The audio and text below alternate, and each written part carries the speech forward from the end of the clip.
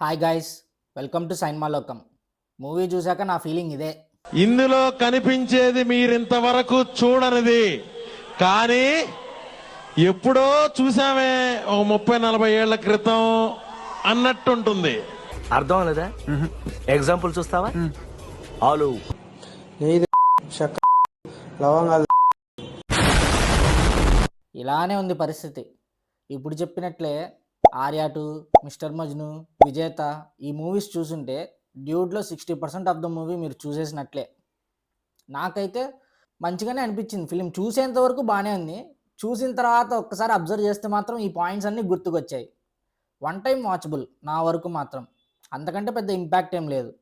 ఊరుం blood song, blood on his way BGM ఇవన్నీ లూప్లో విని విని హైప్ పెంచేసుకున్నా నేను. కానీ ట్రైలర్ మాత్రం నాకు ఒక షాక్ ఇచ్చింది. ఓవర్ హైప్ని డౌన్ చేసుకొని చూసా మూవీని. ఒక రకంగా అలా అండర్ వాల్యూ చేసి చూడడం వల్లే డీసెంట్ ఎనఫ్ అయినా అనిపించింది. లేదంటే ఎక్కేది కాదేమో. సరే, ఇక స్టోరీ విషయానికి వస్తే, Gagan most chill boy and Kundana వీళ్ళ లవ్ స్టోరీ. దాని మీద వాళ్ళకు వచ్చిన కాన్ఫ్లిక్ట్స్ ఏంటి, మిస్అండర్స్టాండింగ్స్ ఏంటి, ఆ కాన్ఫ్లిక్ట్ని ఎలా సాల్వ్ చేసుకున్నారు, ఇదే స్టోరీ. కాకపోతే కొంచెం కొత్తగా జెన్జీకి బాగా కనెక్ట్ అయ్యే విధంగా ఒక యూనిక్ పాయింట్ని పట్టుకున్నారు. అది చెప్తే స్పాయిలర్ అయిపోద్ది, సో అందుకే చెప్పట్లేదు. ఫస్ట్ నుంచి మంచి ఎంగేజింగ్గా ఎక్కువ కమర్షియల్ ఎలిమెంట్స్ యాడ్ చేయకుండా స్ట్రైట్ స్టోరీకి స్టిక్ ఆన్ అయ్యారు. కానీ స్టోరీకి కావాల్సిన సబ్ ప్లాట్స్ మాత్రం మెల్లగా లేపేశాడు డైరెక్టర్. తస్కరించుట అయన్నొద్దు, పాయింట్కి రా. కానీ అదే పెద్ద కంప్లైంట్ ఏం కాదు, నెగ్లిజిబులే. ఇంటర్వెల్కి 30 మినిట్స్ ముందు నుంచి లెక్కేసుకోండి, ఇంటర్వెల్ వరకు చాలా బాగుంటుంది సినిమా. ఎంగేజింగ్గా, ఫన్. మెయిన్గా ప్రదీప్ పర్ఫార్మెన్స్, తన ఫేషియల్ ఎక్స్ప్రెషన్స్, వెంటనే ఎమోషన్స్ చేంజ్ ఓవరు, ఆ క్యారెక్టర్కి కావాల్సిన ఆ పర్ఫెక్ట్ మీటర్ని పట్టుకున్నాడు ప్రదీప్. అండ్ డైరెక్టర్ కూడా దాన్ని బాగా యూటిలైజ్ చేసుకున్నాడు. ఈ విషయంలో మాత్రం సక్సీడ్ అయ్యారు ఇద్దరు.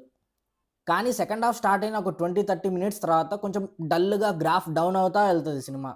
అదే నాకు కొంచెం మైనస్గా అనిపించింది. కొన్ని సీన్స్లో అయితే అబ్రప్ట్ కట్, వెంటనే నెక్స్ట్ సీన్కి వెళ్ళిపోతారు తప్ప ఆ లింక్స్ తెంపేశారు పూర్తిగా. వాటికి ఒక జస్టిఫికేషన్ ఇవ్వకుండా ఫాస్ట్గా వెళ్ళిపోయారు. ఒక రకంగా లెంత్ పెరగకుండా అదే మంచి పని చేశారని కూడా అనిపించింది. ఇంకా మిగతా అంతా స్మూత్గా లాగేశారు, నో కంప్లైంట్స్.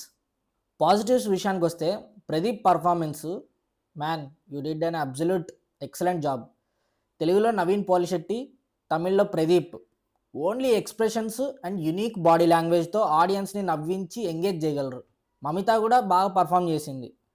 శరత్ కుమార్ గారు మాత్రం పర్ఫార్మెన్స్ మాట్లాడుకుంటే ప్రీ ఇంటర్వెల్లో బాగా క్లిక్ అయింది ఆయనది.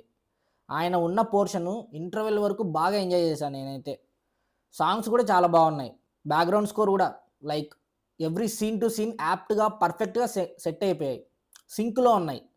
డెబ్యూట్ ఫిలింకి మంచి డీసెంట్ ఎనఫ్ బ్యాక్గ్రౌండ్ స్కోర్ పడింది అభయంకర్ నుంచి.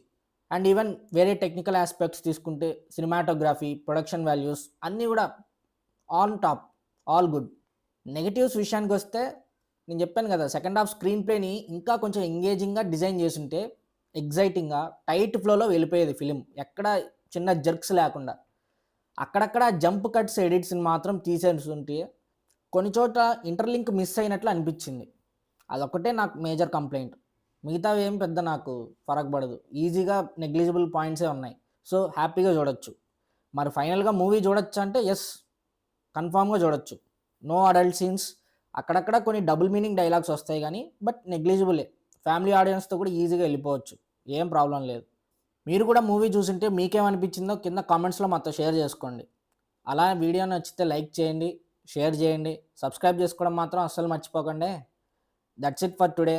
సైనింగ్ ఆఫ్ యువర్స్ సైన్మా లోకం.